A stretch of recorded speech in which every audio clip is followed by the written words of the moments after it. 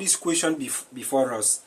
Now, most of you, when solving this kind of exponential equation, if you want to say 30 to the power of 3, it will give you a whole lot of work. So let me show you the easiest way to solve this. Very simple. Now, before we solve this, there is a law of indices that says that if you have A, alright, plus B to the power of what?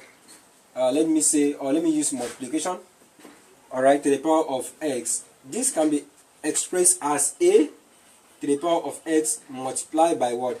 B to the power of what? X. Don't mind my multiplication. This is not multiplication. So we are going to use this to expand this. Alright. So we are going to have x to the power of 3 is equal to, now 30 is the same thing as what? As 3 times 10. 3 times 10 to the power of 3 plus, now 40 can also be expressed as 4 times 10, right? So 4 times 10 to the power of 3, and 50 is the same thing as 5 times 10 raised to the power of what? 3.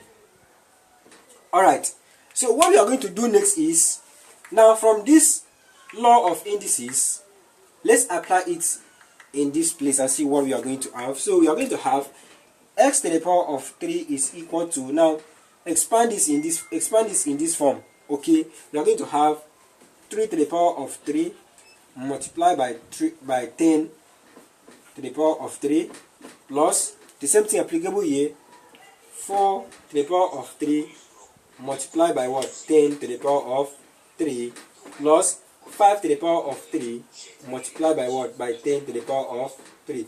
Now look at this expression or equation on the board.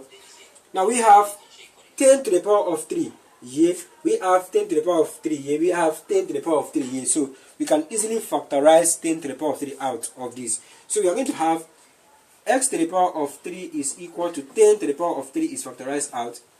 So if this is divided, you are going to have 3 to the power of what? Of 3. You put a plus sign, right? So if this cancel out this, you are left with this 4 to the power of 3 plus this plus, right? Now if this is divided by this will cancel out this, you are left with 5 to the power of 3. So this is plus 5 to the power of 3. So that if you multiply this by this, you are getting the whole of this, right? So if you multiply this by this, you are getting the whole of, if you multiply this by this, you are getting the whole of this, and if you multiply this by this, you are getting the whole of this, right?